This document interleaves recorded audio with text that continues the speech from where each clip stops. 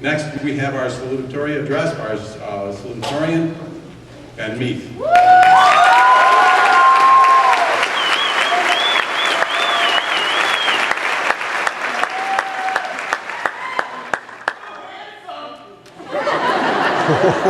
Thanks, Dan. Love you.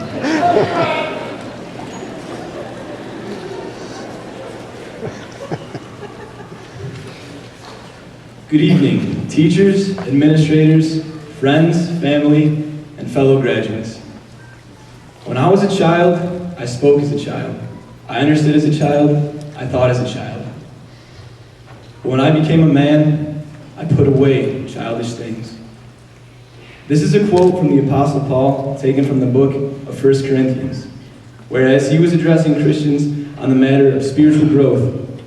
I thought it would be also useful in expressing my thoughts on graduating from high school, going out into the world, and moving on into this new chapter of our lives. It is now time for us to put away childish things. Childhood, to me, will always remain a world all its own. Day upon day of creative play and activity, all the while with assurance that at the end of the day, there would be a warm meal at the table and a bed to lie in. Through our joy-streamed contentment and through our sorrow poured forth devastation, we always enjoy the little things, yet, when matters took a turn for the worse, our world would crumble. Sheer happiness could turn to disappointment in an instant. I remember the excitement on my parents' faces when they gave me a red wagon for my birthday some years ago. As soon as I saw it, I was eager to pass it off to my brother or sister. All I could think of that day was not that my parents had tried very hard to please me, but that I could have gotten something in its place that would have been better in my opinion. Now, I'm struck concerning the effect my unthankfulness must have had on them. For the past 18 years, we have been the focus. Now, as we become adults, we evolve from those who have been focused on to those who must now look beyond themselves to become the human beings that we aspire to be. It is impossible for me to count the number of times people have asked me, "What are you going to be doing in the fall?"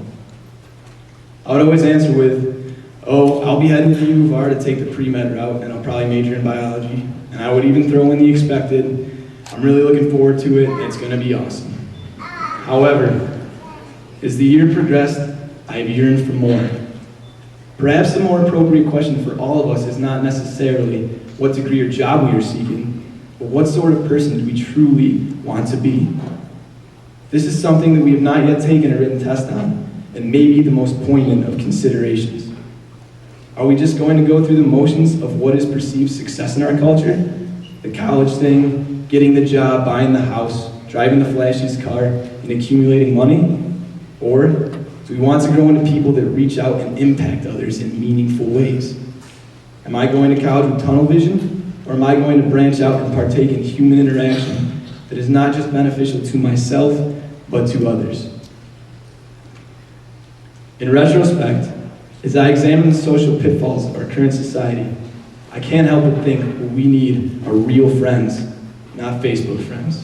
What we need is to have an actual conversation with someone, not a text messaging frenzy. What we need is to look in the eyes of another human being instead of staring at a laptop. The human element has been lost in a world dominated by technology. With this kind of impediment, are we ready to, and can we grow to be wiser individuals? We face many challenges today. Some have been faced by the generation before us, but some have not. Human suffering has always been there, but a staggering national debt has not. We've always had earthquakes, tsunamis, and tornadoes, but not in recent memory the caliber of which we see today. There are wars across the planet, as always, so what type of human beings do we want to become in the face of this world? I know what being an exceptional human being is not. It is not having the biggest house, the nicest car, the newest phone, or even the most money. The truly remarkable people in my life, some whom have never had a college degree or even a high-paying job, have touched me in ways that have been profound. They take time for others and for themselves. They have an inner peace about them. They are kind and long-suffering. They take pleasure in truth and hope to the end with an endurance that drives through life's troubles. They are merciful and forgiving, faithful and true, and put the needs of others before their own. They are here today, and all I can say is thank you from the bottom of my heart for being an example of such supreme values of which I have been a direct beneficiary. So, I would like to pose these two simple questions to myself and everyone sitting behind me on this, our commencement day. What kind of person are you now? And what kind of person do you strive to become? A question vastly more significant than the standard, what are you going to do in the fall? Resist the temptation to cut one another down, but instead, with compassion, build one another up in mutual edification. It is now time for us to take ourselves out of the center of attention and utilize the values that our family, friends, and community have instilled wherever our paths may lead us.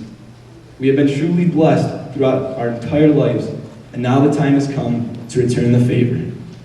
I would like to wish the best of luck to the class of 2011, and especially acknowledge the members of our class who are entering the military. Lastly, I would like to thank everyone here that has helped us to become who we are today. Thank you.